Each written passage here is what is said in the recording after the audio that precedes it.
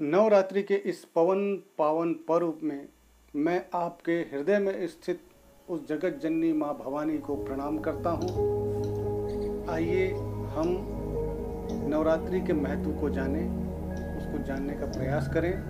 सर्वप्रथम जो घट स्थापना का मुहूर्त है उसको जान लें। सुबह 6:03 से 7:38 तक का समय और दोपहर में अभिजीत मुहूर्त में 11:41 से 12:29 तक का जो समय है यह शुभ है। पुराणों के अनुसार चित्रा नक्षत्र और वैधृति योग के उतरने के बाद ही घट स्थापना का करनी चाहिए। तो ये हो गया मुहूर्त चिंतामणि के अनुसार मुहूर्त, घट स्थापना का मुहूर्त। नवरात्रि के जो 9 दिन होते हैं उनमें प्रत्येक दिन एक विशिष्ट शक्ति का या देवी का पूजन होता है। यह मुख्य रूप से शक्ति पूजन का पर्व है। संसार के प्रत्येक कण में शक्ति विद्यमान होती है। उस शक्ति को हम पहचानें और उसका सदुपयोग करें, यही इस पर्व का महत्व होता है। जैसे माचिस की तीली में शक्ति है, मगर उसे जब तक हम घर्षण नहीं करेंगे तब तक वह जागृत नहीं होगी। तो यह पर्व 9 दिनों का जो यह पर्व होता है उस शक्ति को जगाने का ही पर्व होता है। जैसे हम लोग योग साधना में प्राणायाम करते हैं, परंतु यह प्राकृतिक रूप से इन 9 दिनों में हमारी जो सांस की आयाम होते हैं, वो प्राणों का आयाम जो होता है, जो जिसे हम साधना से प्राप्त करते हैं, वह नेचुरली रहता है। बड़ा शक्तिशाली समय होता है। इसलिए हमारे प्राचीन काल से प्राचीन ऋषि मुनियों ने इस समय में साधनाएं, पूजन जो करते थे उसको उन्होंने इस समय को पहचाना। तो इस दिन जो हमारे पुराण कहते हैं कि इस दिन प्रथम दिन नवरात्रि के माँ शैलपुत्री का पूजन करना चाहिए। वो क्यों करना चाहिए? क्योंकि इस दिन देवासुर संग्राम में माँ ने शैलपुत्री का रूप धारण करके असुरों का संहार किया था और इसी दिन हिमालय की तपस्या से प्रसन्न होकर माँ भगवती ने उनके यहाँ पुत्री रूप में अवतरण लिया था।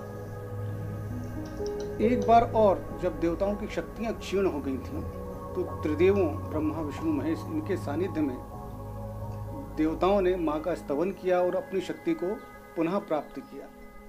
जो योगी जन होते हैं, जो षटचक्र की साधनाएं करते हैं, उनके लिए जो नवरात्रि का प्रथम दिन होता है, इस दिन उन्हें मूलाधार चक्र का ध्यान करना चाहिए, उसकी साधना करना चाहिए, जो कि कुंडलिनी जागरण की प्रथम सीढ़ी मानी गई है।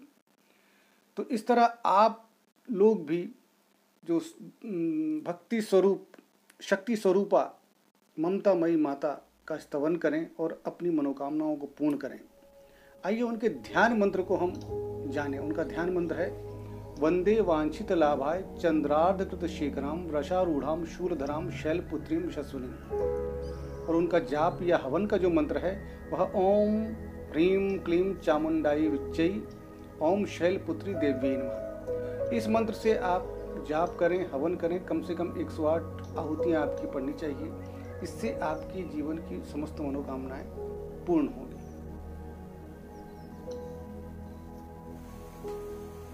अश्विन शुक्ल प्रतिपदा के दिन एक और व्रत का उल्लेख मिलता है भविष्योत्तर पुराण में, जिसे अशोक व्रत कहा गया है। इस व्रत को जगत जननी माता सीता ने अशोक वाटिका में पूर्ण किया था। इस व्रत को पूर्ण करने से उनके सारे शोक दूर हुए थे। इसको करने की विधि क्या है?